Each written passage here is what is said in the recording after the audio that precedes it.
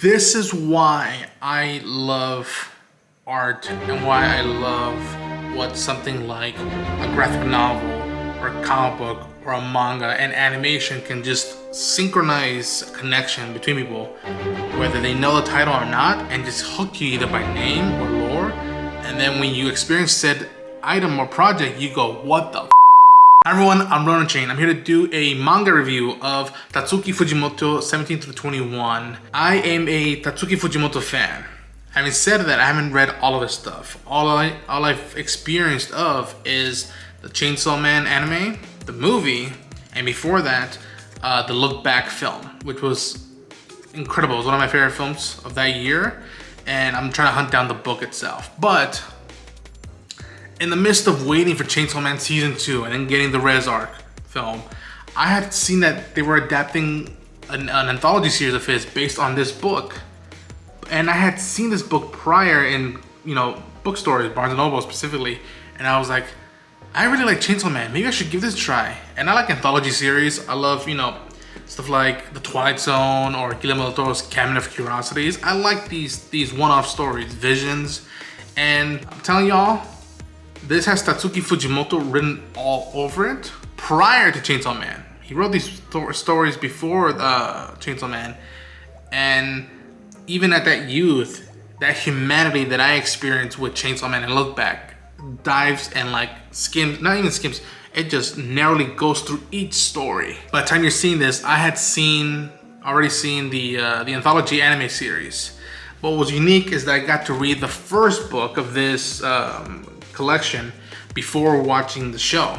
I haven't read 21 to 26 yet, but I will, and I might even do a review if y'all like this review. It's fascinating how much, again, I only spend a few pages with these characters in these environments, and yet I would kill to see a limited series of just that story and spend time more in that world and be like, what's happening there and what can we do to spend time more with it. Yeah, man, between the story of the chickens, between the story of the kid trying to protect his teacher, but also grasp with his possibilities in Sasaki Stop the Bullet, Love is Blind, Shikaku, which,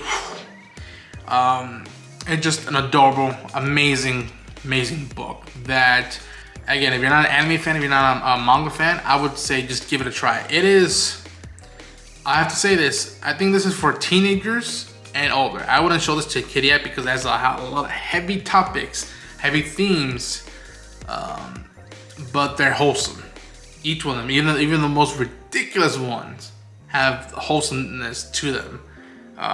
Again, without giving away, there's a big reveal in the first one, the first story called A Couple of Clucking Chickens Were Still Kicking in the Schoolyard. There's a reveal.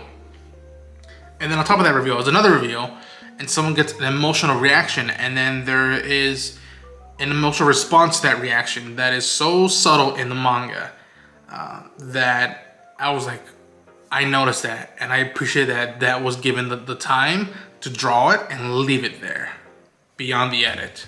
And says a lot about that small moment with said character. Ronan Chain here has not read a lot of mangas. He's not seen a lot of anime. I've always respected from afar both categories, both styles. And yet, over these past few years, I've been trying to get more into it, find my niche stuff or whatnot. And again, people might say it's Shonen Jump, just it's basic stuff. But as someone who is still learning the ropes and getting into it, I just love the pacing in it, and it's just, you could tell that it lends itself to different styles if it got adopted. And then eventually when it did, it was like, all right, they took note that it can't be the same style, same visuals over and over and over again. It's not gonna help the stories stand on their own. I'll admit, there's a story here, I won't say which one, that I liked it in the manga, but then I preferred it in the anime better, because I guess what the visuals can provide an animation that enhance a manga experience. This is only 10 bucks in stores with 4 incredible stories that are worth price of payment, and I say give it a go. If you're a Chainsaw Man fan and you haven't even heard of this or checked it out, go do yourself a favor, because you start seeing the blueprints of where he goes with Chainsaw Man. It's the equivalence I think of it is when you see someone like a comic book creator like Frank Miller, and you know that he did a Daredevil run that was legendary, and that was before he did Dark Knight Returns, and before he did Sin City. And so you start seeing the blueprints of where he goes in his evolution, and you see that with Fujimoto-san. It's gorgeous. Highly recommend it. Go find it if you can. It should be available in Barnes & Noble, Amazon, I think Target sells it as well.